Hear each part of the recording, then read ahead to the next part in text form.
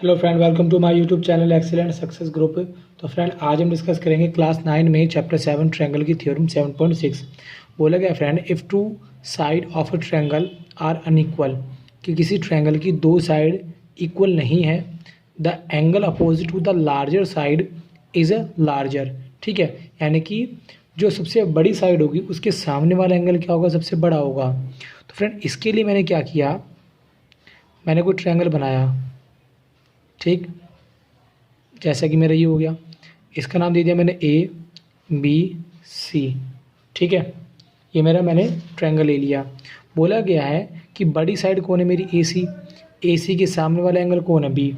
Angle B बड़ा होगा किससे, एंगल सी से। मान लो मेरी ए सी और ए बी साइड, ये दो साइड है, ये अनइक्वल साइड है, ये बड़ी है और ये छोटी है। तो मेरे पास जो क्वेश्चन में गिवन है, इन ट्रायंगल ए बी सी, त्रिभुज ए बी सी में मेरे पास ये गिवन है, ये इक्वल नहीं है। मतलब ए सी जो है वो बड़ा है किससे, ए सी ग्रेटर देन है ए बी से। ठीक, और हमें प्रूफ करना है, टू प्रूव, सिद्ध करना है कि जो एंगल बी है, ये वाला एंगल, ये ग्रेटर देन है। ठीक है, किस एंगल से, एंगल सी से। बड़े एंगल के सामने वाली साइड कौन है, बड़ी। ठीक है, और ए बी छोटी है, तो छोटे एंगल के सामने वाली एंगल कौन है, सी। यानी कि सी छोटा होगा एंगल बी से। ये बात मेरे को सिद्ध करनी है। ठीक है, इतना क्लियर है क्वेश्चन। तो अब इसके लिए मैंने की फ्रेंड कंस्ट्रक्शन, रचना। ठीक है, मैंने किया cut A B equal to A D.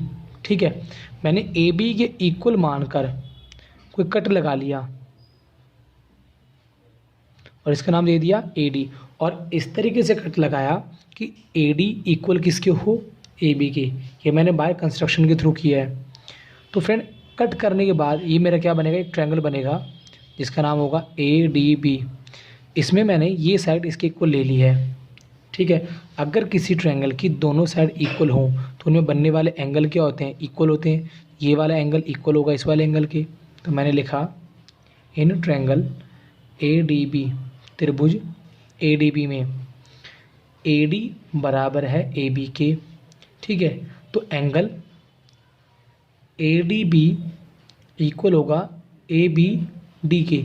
ये वाला एंगल इस वाले एंगल के इक्वल होगा। और रीजन में मैं क्या लिखूँगा कि angle opposite to equal side are equal.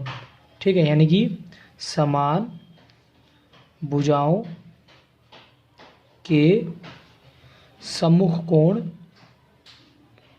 कोण समान होते हैं, जिसको मैंने थ्योरम 7.2 में भी पढ़ा था। ठीक है फ्रेंड, अब मान लो ये मेरा एंगल एक्स है, ये एंगल एक्स है और ये मेरा कितना एंगल एक्स है। ठीक है फ्रेंड, ये मैंने एज्यूम कर लिया था ना। तो ये मैंने एक्स एंगल मान लिया और ये भी क्या मान लिया, एक्स मान लिया। अब मानने के बाद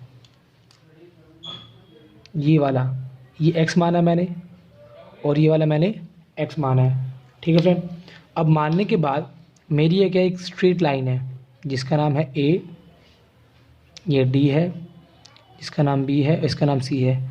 अगर ये मेरा एक्स है, ठीक है, तो मैं बाय लीनियर पेयर इस वाले एंगल को निकाल लूँगा। Angle A D B plus angle C D B is equal to 180 degree. और रीजन में आएगा linear pair, linear pair Hindi में बोले तो रेखिक युग्म। ठीक है फ्रेंड, आ गया। ए डी बी मेरा कितना है, एक्स है, तो सी डी बी निकाल लूँगा मैं। C D B is equal to 180। C D B plus का है, उधर एक्स का हो जाएगा माइनस का। तो ये मेरा एंगल कितना आ गया, 180 माइनस में एक्स। ये वाला मेरा एंगल निकल के कितना आ गया, 180 माइनस में एक्स आ गया। और फ्रेंड, इस वाले एंगल को मैंने क्या मान लिया, वाई मान लिया। ठीक है, let angle C B D, इसे क्या मान लिया, वाई मान लिया। अब मानने के बाद ये एक छोटा सा ट्रायंगल मेरे को मिल रहा है, मिला। ये सी है, ये डी है और ये बी है। ये मेरा एंगल आया 180 माइनस में एक्स। ये मेरा एंगल आया वाई आया। तो मैं ये वाला एंगल निकाल सकता हूँ आराम से, क्योंकि ट्रायंगल की तीनों का सम कितना होता है, 180 डिग्री होता है। ठीक है फ्रेंड, तो मैंने लिखा in triangle C B D, त्रिभुज सी बी डी में angle C D B plus angle D B C plus angle D C B is equal to 180। Reason में आएगा angle sum property, angle sum property, Hindi में बोले तो कोण योग गुणधर्म से। ठीक है फ्रेंड, तो सी डी भी कितना है मेरा 180 माइनस में एक्स, ये मेरा वाई, बचा कौन D C B is equal to 180। 180 से 180 कट गया। ठीक है, angle D C B minus का है, इधर है किसका हो गया प्लस का, और प्लस का इधर किसका हो गया माइनस का। तो ये वाला जो एंगल है मेरा कितना है, एक्स माइनस वाई निकल गया है। अब बात करें एंगल बी की, एंगल बी यानी कि एंगल ए बी सी, यहाँ लिखा मैंने एंगल ए बी सी।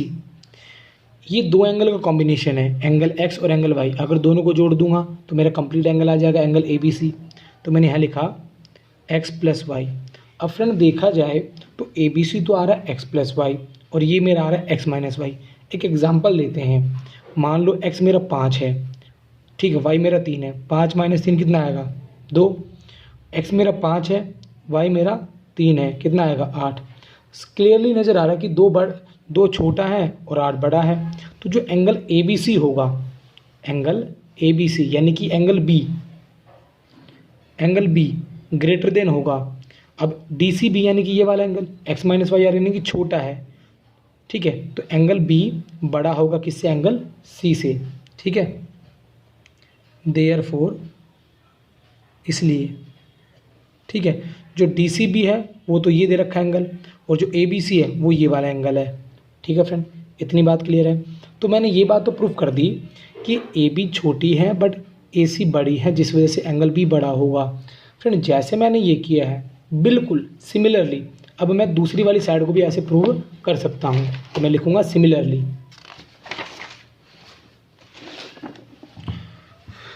दोबारा से मैं इसी ट्रायंगल को बनाऊंगा सिमिलरली,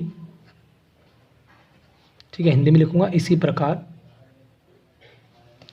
जो मेरा ट्रायंगल था कुछ ऐसे था, इसका नाम ए था, इसका बी, इसका सी। पहले मैंने इन दोनों अनइक्वल साइड को लेके किया था, अब मैं इन दोनों को लेके करूँगा। यानी कि मेरी जो ए सी है वो बड़ी है किससे, बी सी से। अब मैं इन दोनों को लेके करूँगा। ठीक है, तो सिमिलरली इसके अंदर भी मैं क्या लगा लूँगा, वैसे ही कट लगा लूँगा एक, जैसे मैंने उसमें कट लगाया था। इसको नाम दे दूँगा जैसे कि एफ दे दिया मैंने पॉइंट का नाम। ठीक है इसके अंदर ही मैंने सिमिलरली वही काम करा।